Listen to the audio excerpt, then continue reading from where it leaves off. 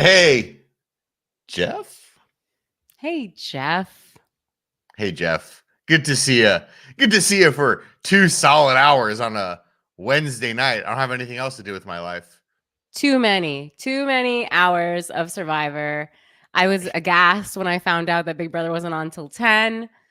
Let's just cleanse ourselves of the, guilt right now. We did not watch Wednesday night's Big Brother episode. Neither of us did. How You guys could didn't watch we? Survivor. Yeah. I'm How could watching we? enough. I'm watching enough ads for NCIS Origins. Yeah, exactly. Been here. They've already convinced me to watch Kathy on Matlock. Okay, so that you've made me a believer. I'll watch another one of your crappy little programs, CBS, but I can't sit for 3 hours on a Wednesday night watching 2 hours of Survivor and then an hour of Big Brother, especially when I already know what happens on Big Brother. Sorry. Welcome to Hey Julie, aka Hey Jeff, podcast for casuals by casuals about Survivor, Big Brother, the Summit, and other CBS stuff, except for we only talk about Summit. Survivor and Big Brother. Yeah, when they went to 90 minutes on Survivor, we'll get to things. I think we'll do Big Brother first. As Okay. Survivor, we're gonna have to, like, when you put the fish in the bag and then you put the bag in the fish tank Yeah. to get accustomed to the water. That's how we're gonna Yeah. be with Survivor the next few weeks. We have Like, to dip our still a lot toes. going on in Big Brother. And do I know Is anyone's there a name lot on going Survivor on? yet? Do I know anyone's name on Survivor yet? No. The only But name we like, all knew is gone. he's gone. We actually, all knew him. we got to talk about that. We got to talk about that. Okay. When Survivor a few years ago was like, you know what? It's either an extra 30 minutes of Survivor and an extra 30 minutes of Amazing Race, or we got to put on more of The Neighborhood. Or Papa's house. Papa's house. And you know what? We might as well, we're already down in Fiji. We might as well make this 30 minutes longer. Yeah. We as Americans said, that's not bad. It's not terrible. It's not great. I want some of my time back, but it's not bad. We can't do 2 hours. We can't go do 2 hours for anything but the finale. Not every week. And even That's the finale not the plan. No, but I know, week? but like, I hope not. I hope not. But like, Okay. what are we doing with 2 hours on Survivor? Like, and Big Brother. And here's like, the thing. No, wait. Let me just say. As you. It's like there's an episode of Big Brother now. What are we doing? I'm going to bed. I can't do this. But the issue with Survivor being 2 hours is it was 2 hours long, and we still don't know any of these people other than John, Save America, and Andy, the guy who freaked out. Those are the only people we know. So, like, 2 hours for what? Like, what did we learn, really? What did we see? A baseball player, a musical theater actor, and a and there's another podcaster. Wait, that's what was funny is there was another podcaster on it, and she was like, I guess she's on Rob Has a Podcast, and they were all like, "Oh yeah, we know you." Yeah, that was someone said it more eloquently online that like you have one of the most famous podcasters in America on Survivor with someone who hosts an incredibly niche Big Brother and Survivor podcast, and everyone recognized the niche podcaster and not. Yeah. Well, that shows how divided we are as a nation. And I'm in Canada. Yeah. Okay, we're starting with Big Brother though. So on Big Brother, they're in Jankie World, which I know people enjoyed. And I know from the little bit I saw on Thursday, because I didn't watch Wednesday, I did watch Sunday. The bits I saw of Jankie World, I would I'll hand it to the editors. They sure do whip up like a nice little 15-minute package where the week that they had to spend outside in like the heat, disgusting outdoor showers, like not having access to it wasn't their that hot. stuff. It wasn't whatever. It's still hot. It was much hotter the week before. It's still hot. I still think it's torture. They made the torture look fun. They packaged it into a little dance party doing conga lines and like made it seem like, oh, like when Jankie makes his little announcement, we actually love it. We complain, but we love it. And I was like, I know the truth. The truth is this sucks so much. It's nonstop, 24/7. It actually couldn't have been a worse experience for them. Someone made like some tweet online that was like, comparing Big Brother Jankie World to Survivor and being like, I can't believe you guys are complaining about Jankie World. It's not the same. It's not the show they signed up for. I actually would prefer being on Survivor than in Jankie World because you're enclosed. At least in Survivor, they can go explore and dip into the ocean, like the beautiful Fiji landscape. In Big Brother, they're in the parking lot. It's disgusting. We were in that parking lot 6 weeks ago. And even though we had a great time, I would not want to live there for a week. Danielle, I beg to differ. If you don't want to live outside, if you don't want to eat pizza and ice cream, if you don't want to sleep on a cot, I don't. Get a yellow name tag, write your name, and be in the audience of The Price is Right for 45 minutes and go home. I would love to meet folk hero Drew Carey, paid for the writers' lunches and dinners while they were on strike. I would love to meet him. Spay New Year pets, folks. Yeah.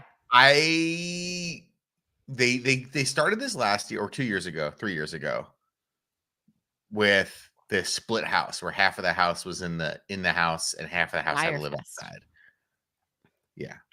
Jankie Fest. Dire Fest.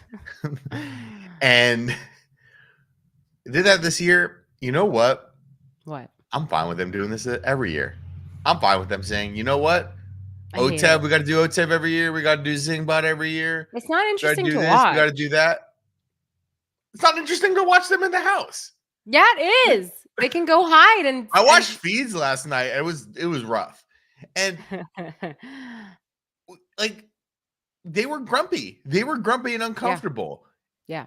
Cam was, Chelsea was flipping out at Cam. People were crying.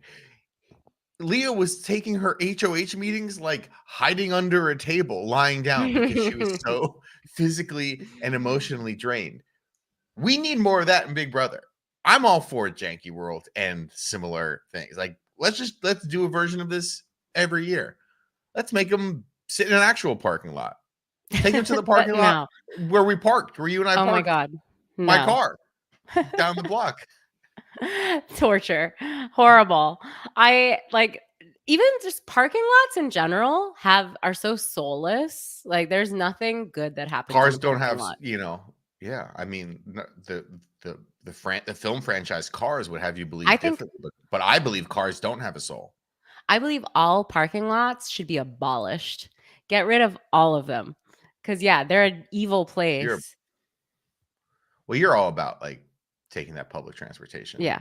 I like to walk. You don't even have a car, Danielle. I don't have a car. Exactly. You don't even have a license. No, I don't. I tried and I failed. And I'm okay with it. I don't need it. Join me. Everyone should free your mind. Free your mind from having to park. I live in LA, baby. Yeah. I live in LA. I can't live that life. Sunday night. Leah is sad because her lover Quinn is gone. She says in the diary room, someone took away her two biggest allies. Girl, you took away your two biggest. No, she didn't. Girl, you took away your two biggest allies. It wasn't her. I honestly, though, it took me forever to remember. I was like, who was HOH when Quinn got out? It was Chelsea. But I truly forgot. I think everyone in this cast, it's so hard to keep up with who's working with who. Like there were the very obvious ones, but even like T-Core and Chelsea were kind of working together, and they were like the heads of their. More than kind of. I think that was partially. I think that's partially why T-Core went home this week. But it's hard to keep track of, and I like that they're all so disloyal or so fluid. But it makes it like very hard to keep track of. But so, Leah was HOH, and she nominated Chemo and Rubina. And then who won? Angela won. Angela, Comp Beast, won veto. We missed this because it was on Wednesday. Yeah, Angela it was on Wednesday, so we didn't watch it. And Leah won like the Jankie veto, which means she it was kind of like a contingent veto. Like she had to do another competition that it looked to be pretty easy. It was like a ring tosser. No, it was like the softball at the milk carton. Thing. Okay. Why do they make them? Why are they standing? How do they stand for 10 hours doing this competition? Did you see it? Yeah, it was on Sunday night. Oh, that one. Okay. Okay. I don't know.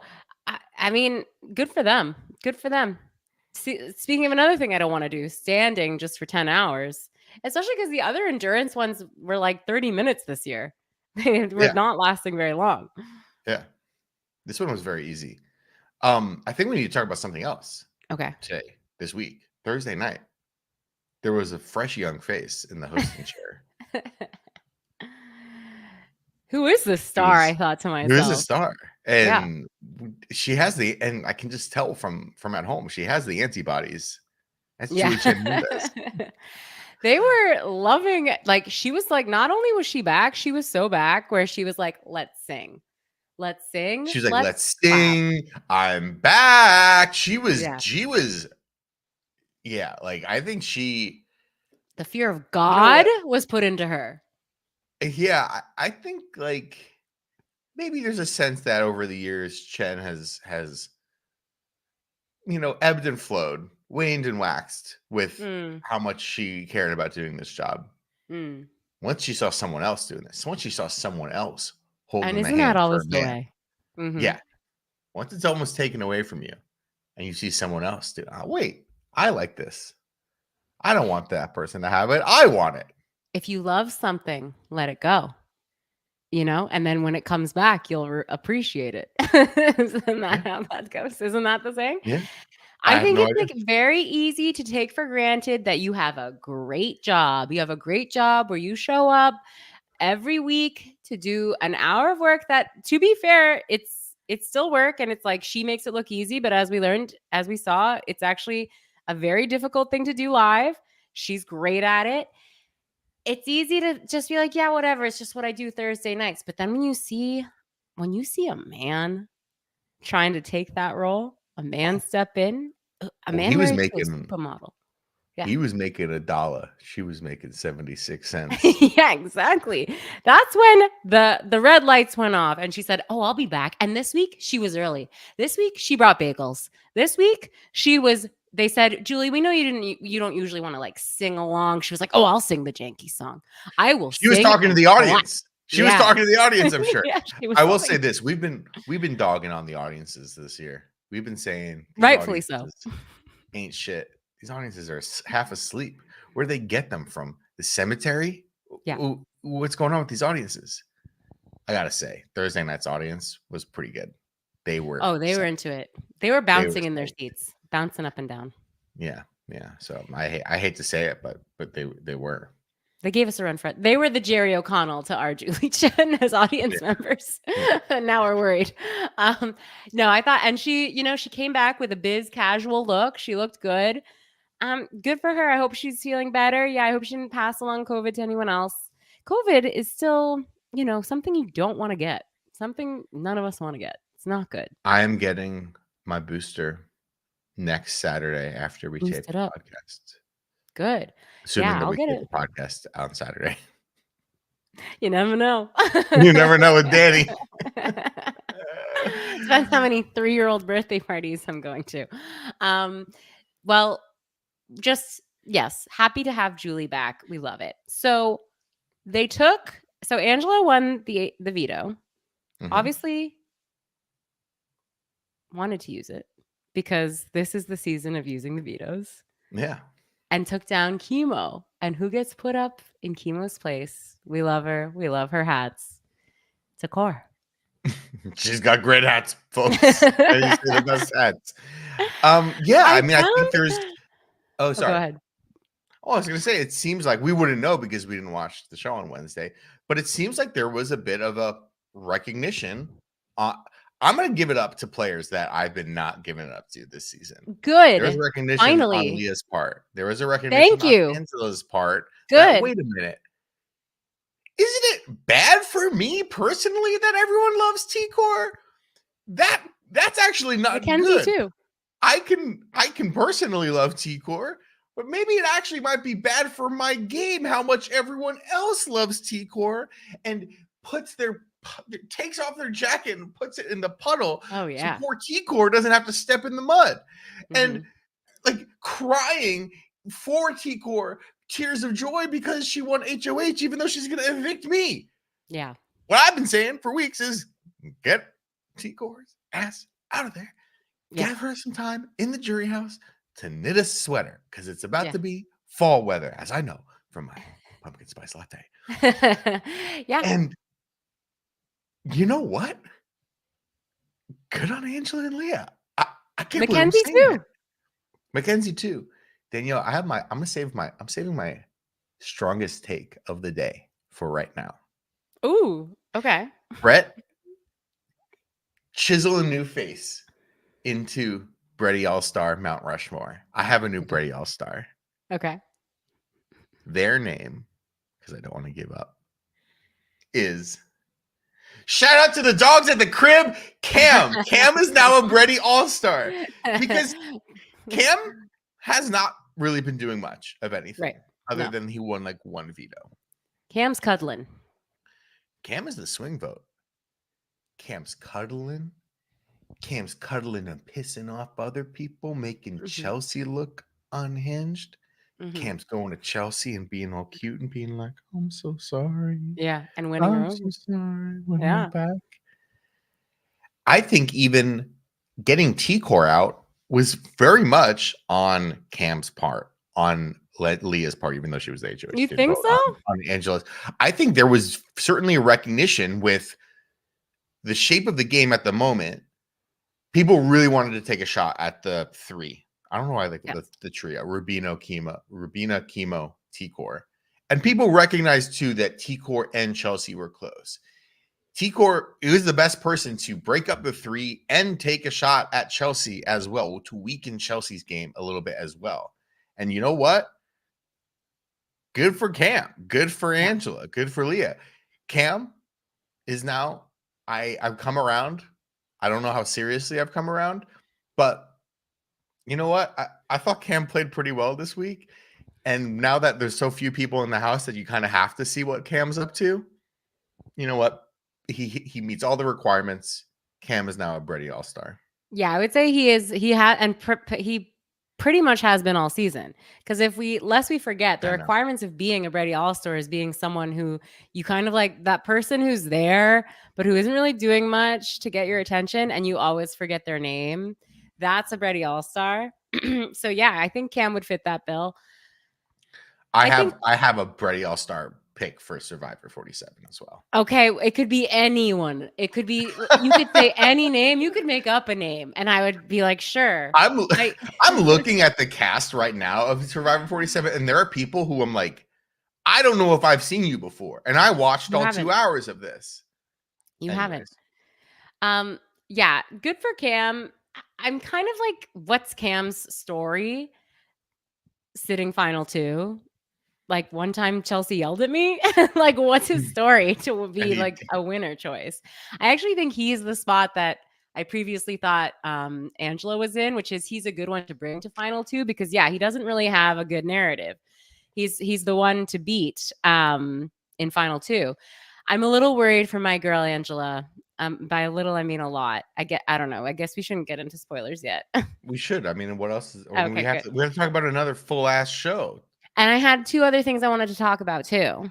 And we got an email. And I have to review the Coke flavored Oreos. Okay. So MJ won HOH. MJ won HOH. Oh yeah. Oh yeah. Well, the show's coming out tonight. It's Sunday, whatever. She won HOH and she also won veto. Okay. She put up Chemo and Angela. And it's looking bad for Angela, my queen. It's really looking bad. Yeah, and it was just as she was gaining so much power. Well, that's with great power comes great. I don't know. I'm kind of like, once she's gone, it really opens up the game in my mind because to me, she was the clear winner. She was just such a great story. Now I'm sort of like, other than Cam, I can see Chemo having a good story, Rubina having a good story. I think Chelsea we're clearing for sure, MJ for sure, Leah for sure. So they're all pretty equally matched now, other than Cam. I think this is like certainly clearing the path for like MJ to win. Like Chelsea is weakened a little bit. We'll see. I mean, I'm really struggling to see like Chemo and Rubina win at this point. Like Chemo is now like the like nominee goat. Like he's just going to be always there. And the fact that he was so dangerous in the first half of the game and never was voted out, and now like everyone just puts him up on the block and they're like, oh, we don't need to vote out Chemo. Like maybe that's going to be beneficial to him in the end game. Yeah. But getting out Angela is, we've been critical of Mackenzie of being like, what are you doing? Do you work with anyone? Are you in an alliance? Like, why aren't you working with Leah? Why aren't you working with Chelsea? Like she is working with Chelsea and Cam now. They've kind of turned into this opposing trio, which will now be a target for anyone else. Like if Chemo wins HOH next week, if Rubina wins HOH next week, if Leo wins HOH next week. But now it's like, I don't know. I kind of see it with I kind of see it with Mackenzie now. Like, I'm not sure how we got there, but I see the path for her to win. I still think like Chelsea is really, really strong, but also because she's so strong, she's very highly a target for the next 2 or 3 weeks. It's kind of going to be probably the most difficult for her because we're at a point now where like pretty much everyone's going to be nominated here on out. You know, and or double like, eviction coming. Double eviction next week. Yeah, and finally. You know, when it's like when a veto is used, there's really only 1 or 2 options to go up. So it's gonna be, and then once you're up, you're fresh meat up there. You're there for the kill. You're a tantalizing treat. Yeah. Ooh, much like a Coke flavored Oreo. Oh, good. Might as well give us your review while we're here, Brett. Tell me. Someone in the Discord last week, it was like, yo, we got these Coke flavored Oreos and we got these Oreo flavored Cokes. The pair up of the century. Yeah. It was like Pisky said it. Someone else did. Everyone noticed. Everyone's been at the supermarket and has noticed these new creations. Yeah. Oh yeah. Jump for Joy actually bought both. Joy bought the Oreos and bought what appears to be a 10-pack of mini cans. Oh my God. That's a lot to commit to. So I went to the supermarket, the local grocer. And I did a sweep. I did not find any of the Oreo flavored Coca-Colas, which honestly, that's good because that sounded like the more disgusting option. But I did get the Coke flavored Oreos. I gotta tell you, they were good. I like a classic Oreo. Yeah, a classic Oreo is great. This had a bit of like pepper, not like actual pepper flavor, but a bit of just like a sprinkling of something different in there. It was still really good. It was still really tasty. Would I describe the flavor as Coca-Cola flavor? I would not. It was Coca-Cola flavored in the way that like watermelon flavored candy tastes like watermelon. It doesn't taste like watermelon. It tastes like watermelon, but tastes good flavor, or the way that grape flavor candy. Well, it doesn't actually taste like grapes. It tastes like this flavor that we've just decided is like the chemical, like equivalent approximation of grape. And then in the wafer, I guess in the wafer itself, there's like microscopic like pop rocks, and it says like Coca-Cola with popping candy on the packaging. There's so like it's a really immersive treat. It's not. Here's the thing: like, it's not like popping. It's not like rock popping candy like you put in your mouth. It's like, It's just a very light like effervescence. It was quite so nice. Would you purchase this again? Whoa! I mean, I don't like buy cookies, so no. I never buy cookies or sweets. Like I always buy cookies. Yes, I would have them again. I had some friends over during the week and we all tried them, and every single person was like, this is odd. I would not describe the flavor as Coca-Cola flavored, but can I have some more? These are pretty good. More. Jeez Louise. More. We cleaned out the full package. It was good. Oh my God. Okay. So I got to keep my eyes open. I was at the store today and I didn't see them. But if I do, I'll give them a whirl. So there's the review I know everyone was waiting for at the Pop Rock Oreo Coke cookie review. I love hearing about all these new flavors. And they say there's no innovation, Once they sent a man to the moon, they were like, ugh, now what's there left to do? There you go. Coke they invented flavored. the internet shortly after. Did they? I don't know. Okay. Should we use this intermission period to stay off topic before we get to Survivor, or do you want to talk about Survivor? There are some things I want to bring up. Okay. We also have an email about the Emmys. Let's do that first. Okay. Natalie Baker, do you think there should be a separate category for dramedies at the Emmys, Oscars, / Globes? With the rise of limited series, I've noticed that dramas with a touch of comedy submit themselves in the comedy category. This year, Jeremy Allen White won Best Actor for The Bear. Super well earned, but a performance in a show like that will always be more award worthy than Curb or Only Murders, etc. It's obviously a strategic move for stacking the odds. What say you? This is a great question. Thank you, Natalie, for writing us an email at heyjulieBigBrother@gmail.com. Thank you for using that email.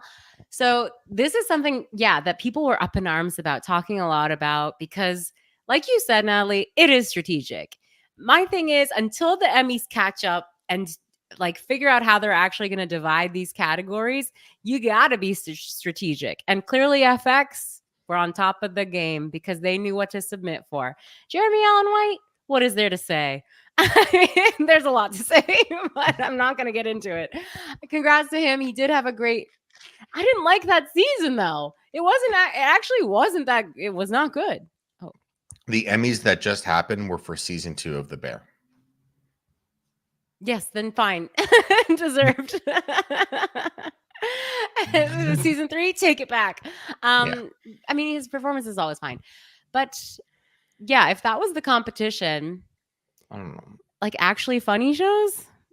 Yeah. I don't watch the Emmys. People make me laugh. I don't care. I don't watch the Emmys either.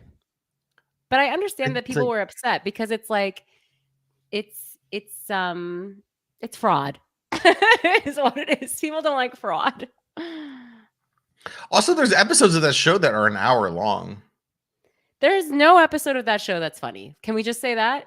There's never been an episode of that show that's funny at all. Yeah, there's some that are have humorous moments, but Mad Men was funny. Mad Men. Yeah, so was Sopranos. Yeah, Sopranos exactly. was funny. Sopranos is funny. Sopranos and Mad Men are funnier. comedies. Yeah, they're funnier. They should have gone into the comedy. They are funnier than most of the comedies I've seen. So yeah, sorry to Hollywood. Things are not looking good in Hollywood these days. And I think this is just another thing to add to the list that it needs to be fixed. Instead of forcing them, instead of having this evil government panel, much like the government panels that decide if Danielle lives or dies with her medical care in socialist Canada. Yeah, exactly. Luckily, so far, all good. I'm alive. Yeah. I kind of like Natalie's idea of you know what? There's a third category. It's dramedy. And if you're making a Silver Lake hipster show if you're making a show on Hulu, every Hulu show immediately goes into the dramedy category. Yes. Every show on Hulu is about a 29-year-old with tattoos who's having a rough time with dating. And they're Mormon. And yeah. If it's a show on Hulu about having a rough job and having a love life and neither are going great and nobody laughs once, but it's for some reason, but it's not that dramatic. Oh my gosh, I could not relate to that show. Category. We'll see that show is not for me. Could never. That's a fantasy. I could never watch that show. I'd be like, this is so unrelatable. Can I talk about 2 things I watched that I liked? Yes, please. Well, let me talk about one that I liked enough. It's called Rebel Ridge. I hear it's good. It's on Netflix. Okay, this movie. I've been meaning to watch it. Well, because I've heard that Netflix is reassessing their strategy in the type of stuff they're making, right? Because they threw $1 billion. Oh, okay. Brett's gonna have a take. They threw $1 billion at auteurs to make, The Irishman or whatever. And now they're you know what? Maybe we shouldn't spend this much money if it's not doesn't have the ROI. So instead, they're making movies like Rebel Ridge, which is a movie with no stars. I guess Don Johnson was a star. He's like the villain. Don Johnson hasn't been a star since Reagan was president. Yeah, exactly. But there is this guy, Aaron Pierre, plays the lead. This guy's a find. This guy, like, Marvel already called him. I already know he's casting something. He's get ready, because it's like he's kind of like serious Glenn Powell in that he's got a lot of riz. He's very incredibly charismatic. He's a great actor. But he's very serious. The role is extremely like no fun and games. But it's the type of movie that would play on TBS or TNT when you were growing up, and on Saturday afternoons, you would just watch it. It's kind of like a John Grisham novel, but there's no courtroom scenes, but it's just like very watchable, like, yeah, I'll put this on while I'm making lunch, while as I'm lying down on the couch, take a nap. Yeah. It's like exactly like that. But with a great star performance. But I really have to give credit where credit is due, because usually we all know one of my talents, my unique skills, is that I know when actors are British. I know when they're not American. The lead actor is British. Yeah. The lead actor, but he has a better accent than Queen most Americans. Kate Winslet. Oh. Yeah. Winslet's pretty good. She's good. His is better. He's really good. I couldn't believe it when I found out that he was British, but he is. He does not give off British energy at all. So, like, this guy's a star. Good for him. The other thing I watched is called Penguin. Oh, you watched the Penguin show. Okay, so this show, and just as a reminder, I did watch the Batman movie that Penguin was in, like Colin Farrell's Penguin. I do not remember it whatsoever. It is because he wasn't a Birdman, and he still isn't in the show. And there is a part in the show where he hobbles around. He hobbles around a lot. And they show him taking off his leg brace, and they pan down because he's taking his socks off. I'm like, oh my God. Show me those bird feet. Yes, I thought for sure. I was like, are they finally gonna give the people what they want? No, it's just his feet are disgusting. Like, he just has really fucked up feet. But so this show is like so crazy because it's so clearly like the execs over at HBO were like, Tony Soprano, but in Gotham. Like that's the show. The show is just like a mobbed up guy, but he's in Gotham. He's got to deal with a big bird. Like Batman. Yeah. I also don't and Colin Farrell is so good. I do not like Bruce Wayne. There is a Christopher. No, there is a Christopher. Like, there's this scene with Penguin and his Christopher, and I'm just like, okay, they made this guy watch Chris Moltisanti and just like emulate his exact mannerisms. I do not like that they make him wears purple suits and he has a purple car. That's the Joker's thing. I think that's really weird that they would make him do that. Otherwise, I thought it was like fine. Color theory, learn about it. Yeah. Joker does purple. Joker owns purple. But yeah, other than that, fine. It's just weird. Like, it's weird to watch Colin Farrell in this part because you just are like, I know Colin Farrell's under there. I know he's under there somewhere. He's really good, but like when he's wearing tons of prosthetic makeup, right? And he's acting like Tony Soprano. Yeah. God, cool. I'm excited to check it out. Like, you seemingly liked it. Many of the reviews are very positive. I liked that Batman movie. It was pretty fun. Like, Tony Soprano, Batman, whatever. It sounds cool. But when you do one of these movies, where you're wearing like 4 hours worth, and like they do the time lapse TikTok of like, this is Colin Farrell has to do every morning for 4 hours with the makeup artist. When Jim Carrey does that for like $25 million for The Grinch for like 3 months or whatever, it sucks. But like, you just do it for 3 months. What if the show is popular? You're gonna do this like 6 months a year, every day for 5 years? What are you doing? Like, I know that's what the money's for, but like, you make what if there's maybe the Penguin gets svelte and looks like regular Colin Farrell? What about my least favorite overpromoted film, Wicked? What about the stage actresses of Wicked who have to paint themselves green twice a day? Yeah. Twice a day they have to do it. They don't just keep it on. No, I don't think they have to. Maybe they keep it on and they put it back on. They put with their normal skin tone on that, and then they remove that.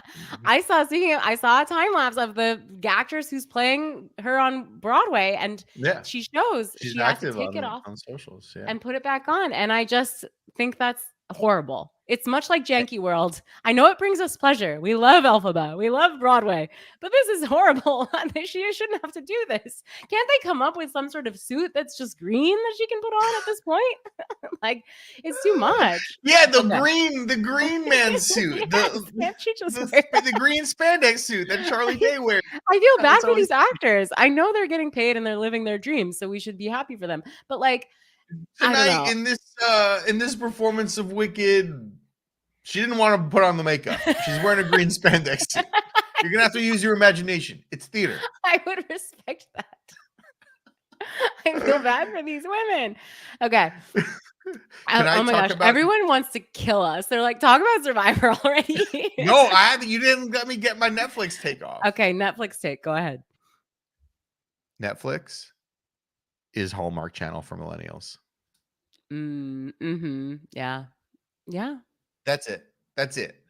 But people describe like Emily in Paris to me, or like these various movies of like Rebel Ridge, How I Learned to Kiss a Boy One Summer's Eve, or yeah. whatever. Yeah.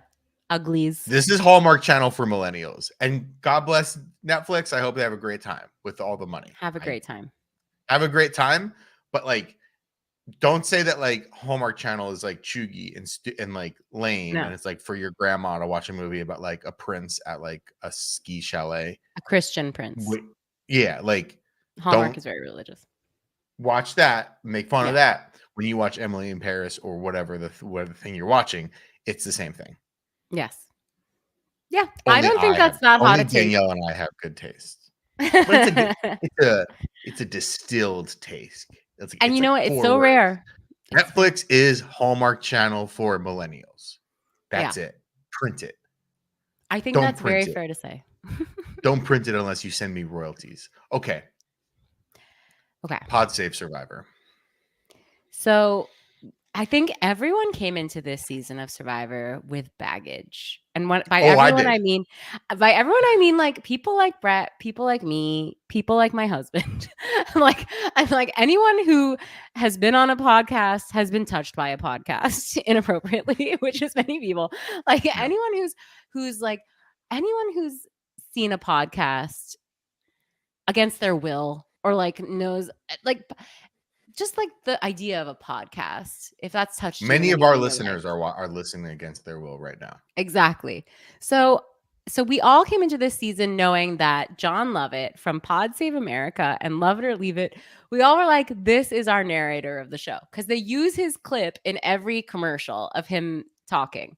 He seemed like he was going to be the face of this season. It wasn't a question of if he was going to win or not. It was just like, okay, but I figured he'd make it at least to the merge. I figured he'd make it a long time.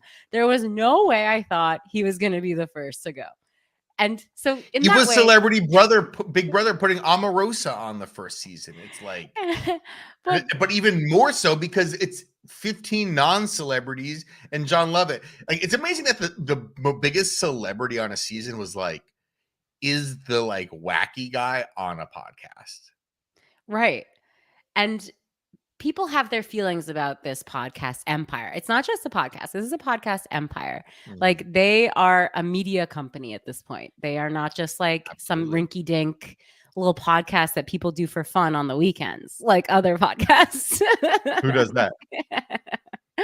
So they have real merch. They have real people coming to see them on live shows. Like, they're the pinnacle. They're the 1% of podcasters. Like, they're the real deal. So everyone knows John Lovett, except for the people he's on.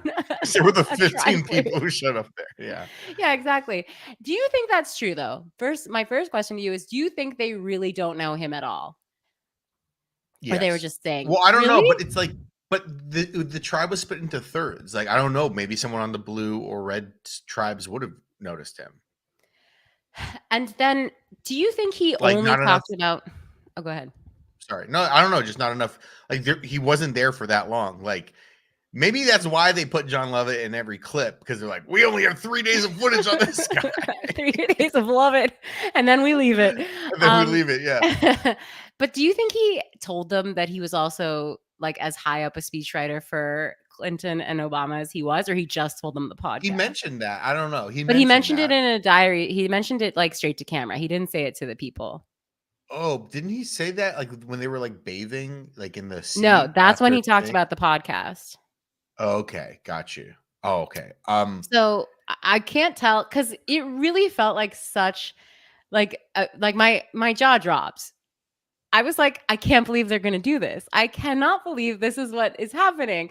I cannot. And I couldn't believe it. And I thought for sure, I honestly thought like, oh, they're going to do something where they send him back in. Like they're going to have a John Lovett special buy back in, because like, how can he leave just this first episode? Like, that's it? No more John Lovett? I couldn't. I suppose that is always the risk when you have like middling celebrities on the show. They've had baseball players on this show. Like they've had real professional athletes on this show. Yeah. Like I forgot who. It was like maybe 10 or 20 seasons ago. There was like a pretty famous baseball pitcher who was on the show, and who some people recognized, and some people recognized as like not being a particularly great fella IRL. Oh, having some negative things to say about some of our brothers and sisters who might not like look the same as us or love the same people as us. You know what I'm saying? We don't like that. Right? Mm-hmm. Mike White, creator of White Lotus. He did well. He got to final 3. Yeah. It's like, but also at the same time, I would have noticed Mike White instantly, because Orange County is one of my favorite movies, and I still recite his monologue in Orange County. Haven't seen it. Many of the most famous movies are based off Shakespeare. Romeo and Juliet, Chocolat, Gladiator, Orange County. Check it out. It's very stupid. But that's the risk, is like people are like, this is a celebrity. This person makes a ton of money. I'm going to vote their ass out. Even though nobody knew who he was. But what I think might have happened was, wow, this guy's getting a few more DRs than me. I know they're not called diary rooms. Wow. Yeah. The producers are definitely like pretty like rizzed up by this guy and like everything he's saying. Also, every time this guy talks, he's really good at talking. Inside the game, this guy's really good at talking. Okay, I'll just talk about myself and my reaction to John Lovett. Yeah, let's take. I'd love to hear this.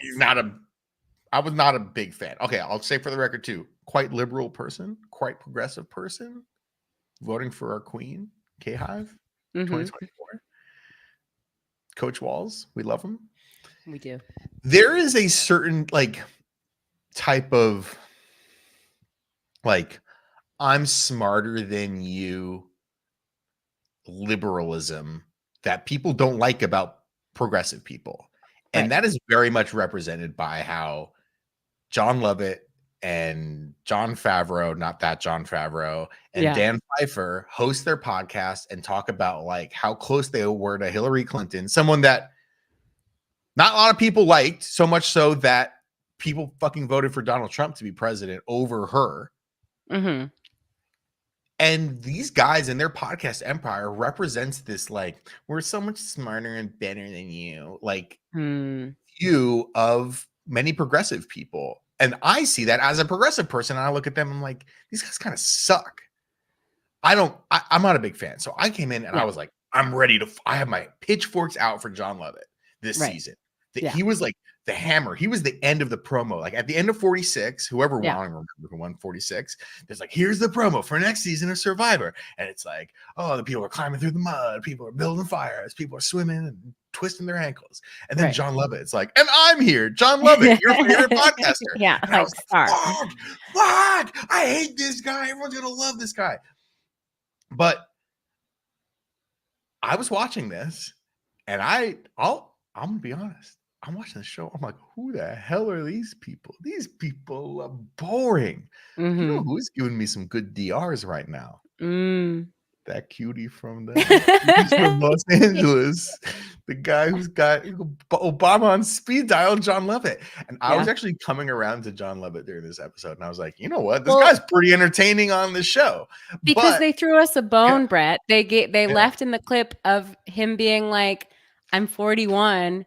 And they were like, oh, have you heard of Vine? And he was like, I'm not that. Like, he was like the old guy of his tribe. Yeah. And as other people, he says in one of his diary rooms, he said, like, I never considered myself like that old, but now that I'm among all these young people, I'm the old guy of the group. And like, that's not what he expected going into Survivor.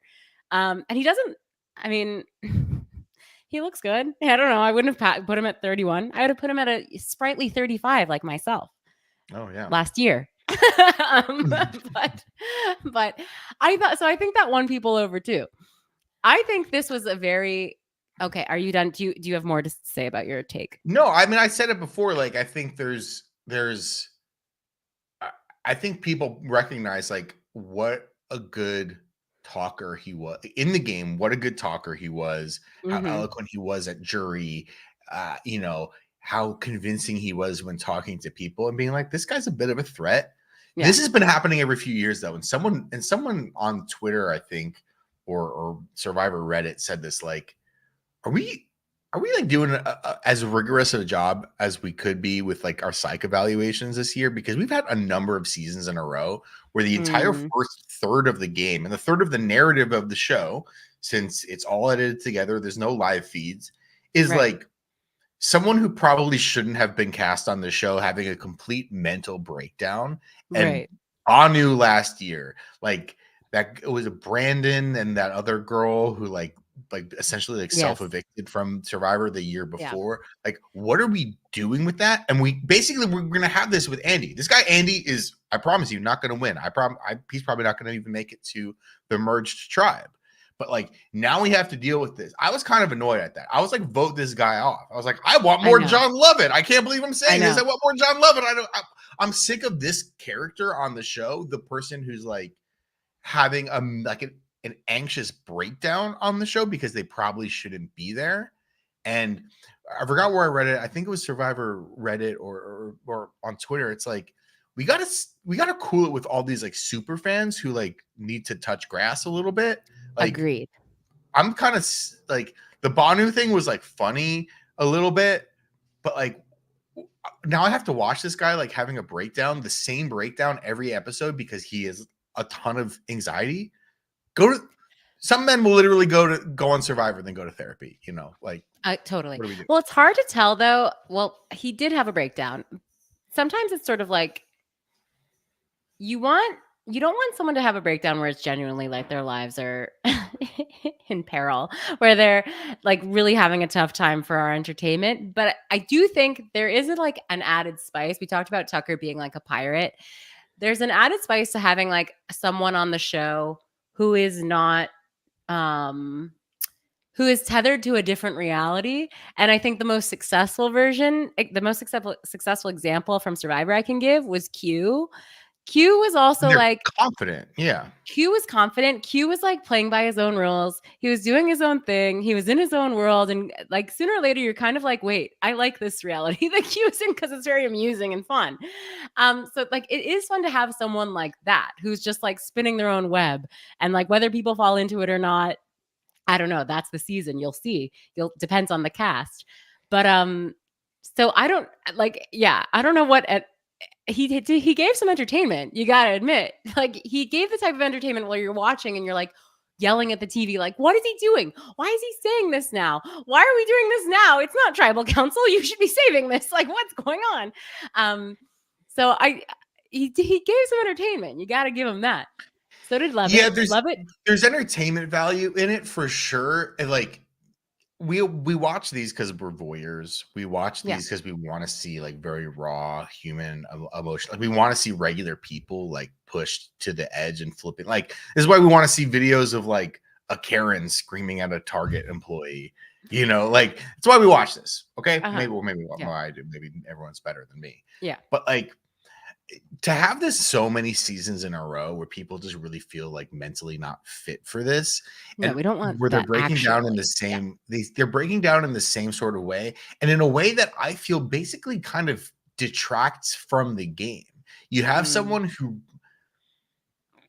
isn't necessarily sure that they should be there anymore, might Yeah, not be that's like not good. healthy or safe for them to be there, and their internal struggle takes over how that tribe behaves. And I guess maybe one could argue, well, that's part of the game too.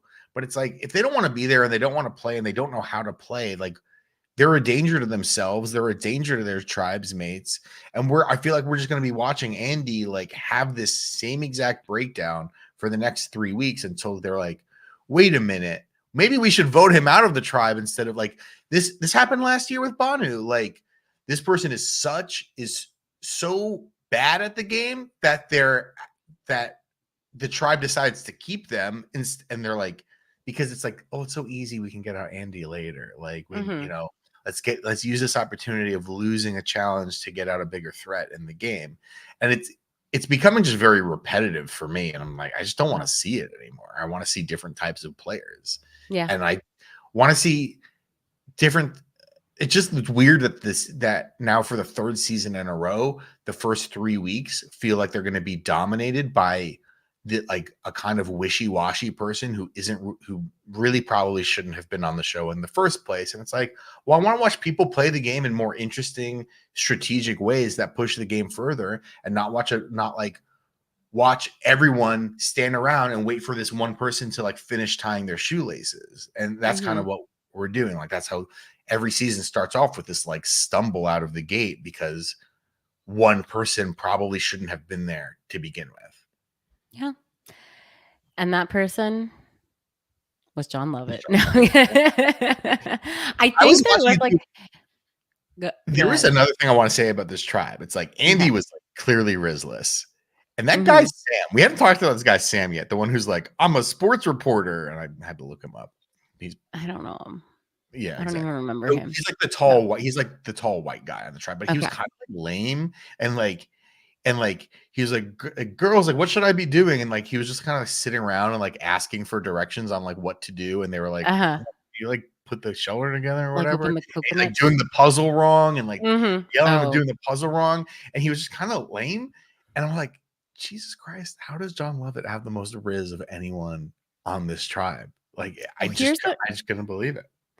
I think a lot of people saw John Lovett and were like, that's me.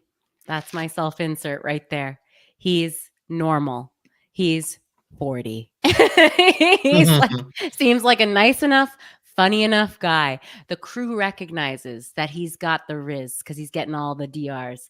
Everyone thought like, oh, I'm him. So if it was me on this show, does that mean I'm getting first voted out? Yeah, you would. You're so yeah. I think that's a hard pill for a lot of people to swallow, and probably was hard for him to swallow, because it's like, wow, you can make the most literally the two of the most powerful people in the world say the words you wrote, but you can't get a 5 idiots 15 losers to keep you around. Yeah. Like that must have been so crazy for him personally. I haven't seen any clips of him talking or any interviews or anything. I don't really need to. I know it sucked for him. I know it did. Like that sucks. Sure. How humbling. That just goes to show you can be the top of your field, the tippy top of two insane fields, speech writing and being a podcaster. And still you can flop on a CBS reality show. Can I talk about someone who has nothing but the sky in front of them? No ceiling. No ceiling. Nothing but net. The only ceiling this person has is that no one knows they exist. Ooh, Brady All-Star. I'm planting my flag on Brady All-Star Island for Genevieve. Yeah. Totally. Yeah. I don't know. You think I know Genevieve? I think Genevieve is going to be the Brady All-Star of the season. I love the name. She is from Winnipeg, Manitoba. Love the name. She's on the Red Tribe. Yeah, I don't even know I don't even remember the other colors of the tribe, because my eye was drawn to Lovett. So I don't know. I don't know. I don't know. I think she's got it. I can't explain why, but I'm like, ooh, this person's going to be hanging out doing nothing. but like kind of pretty decent at comps. This is the most I felt like. This was just a very strange episode. It's you pointed this out.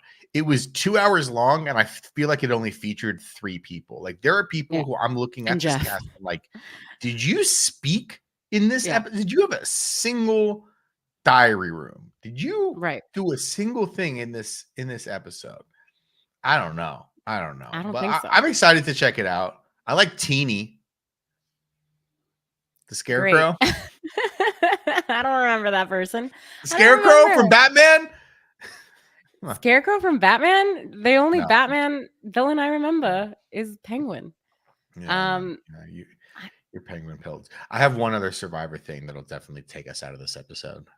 Okay, tell me. Did you get the promo for Survivor and Tracker where it was a simulated FaceTime call between Jeff Probst and the actor who plays Tracker?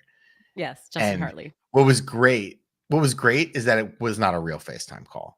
It was it was like film this on your phone and you just say your lines and we'll edit it together. Yeah. And the guy's like, or I don't know, Jeff was like, Jeff is like, hey, whatever. Tracker. His name is Tracker. What would happen if Coulter Shaw, great name for the Tracker, what would happen if Coulter Shaw was a contestant on Survivor? He would track down the immunity idol. Yeah. What is this? Didn't you think Jeff really sold it though? I thought Jeff was a better actor in this promo than Justin Hartley. And I think Justin Hartley's pretty good. If you want to be an actor and you're horrible at it, I would highly recommend just walking over to the CBS studios. And you're like, you're tall and white and horrible at acting. CBS would be like, we have a great idea for you. You should star in a show about like rescuing kidnapped victims. Yeah. Firefighting. Leroy, Jethro, Gibbs. I loved that. I love that they're having fun with it. I'm gonna say now, this is my hot take that I guess will really take us out, which is that so I watched Survivor Live and I watched Big Brother Thursday Night Live as well. So with commercials. And with American commercials. So I saw everything you saw. And I was honestly I actually genuinely respected that they have all these promos where they have the actors, kind of in character, kind of not. Yes, that's their mood this season. Is it's just we're having fun doing our promos. We have Damon Wayans and the other Wayans, Papa's house. They're real life father and son. So they have this great. I think it's David Wayman Jr. I think they have the same David Jr. Let's just roll the camera and let them have fun with each other. And I honestly think it's actually working on me. People have some people have nostalgia for old school, must-see TV promo, or TGIF promos where it was all these shows you loved.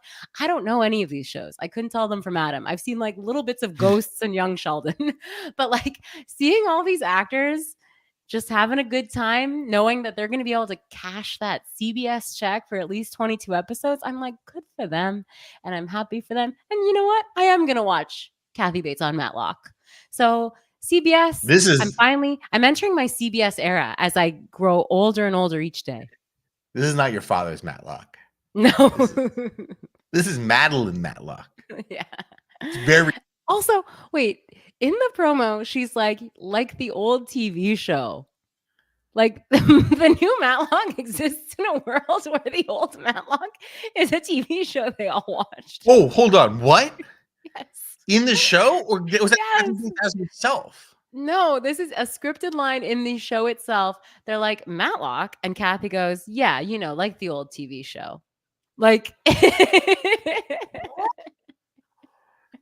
And she's doing the same stuff? Yes. That's crazy. I know. It's such a crazy thing. It's so crazy. That's the thing is once you scratch the surface of these CBS shows, they're doing crazy shit. You can't even imagine. It's actually the most boundary pushing. Yeah. The Penguin who? Thank you guys so much for listening. Wait, we do have a couple. I also like that they're the FBI's are back. And they don't even advertise that there's 3 different FBI shows and it says the FBI's as if it were a family, as if it were the Connors or the Simpsons. And it just says the FBI's as if FBI is the family's surname, and I also like that detail as well. It could be. From Pisky, Hawk Tua or Hawk Noah? Hawk Noah. I actually kind of love it. I think it's so fun. I'm like, how high can this girl's career go? This girl says one funny thing drunk once. And I love it. Get your money, girl. Have a great time. Yeah. But how everyone's like, we need to give her a podcast. We need to let her talk for 60 minutes straight and throw to mattress ads. We have no idea if this girl would be good at that. Oh, but Talk Tua is a funny name for the podcast. Talk Tua is good. What about Hey Julie? I just think it's the most American. Lots of podcast discussions on Survivor on the broadcast show. And everyone's like, oh, I listen to Pod as a Rob guys. Oh, I listen to Pod Save America. Oh, I listen to Mark Maron. No one mentions Hey Julie. They listen. They're too busy listening to Talk Tua. I think that's honestly the perfect. I know there's more questions, but I feel like that's the perfect one to go out on. Okay. Thank you for listening. We'll talk to you next week. We'll talk to next week. Bye, Julie. Bye, Jeff. Bye, Jeff.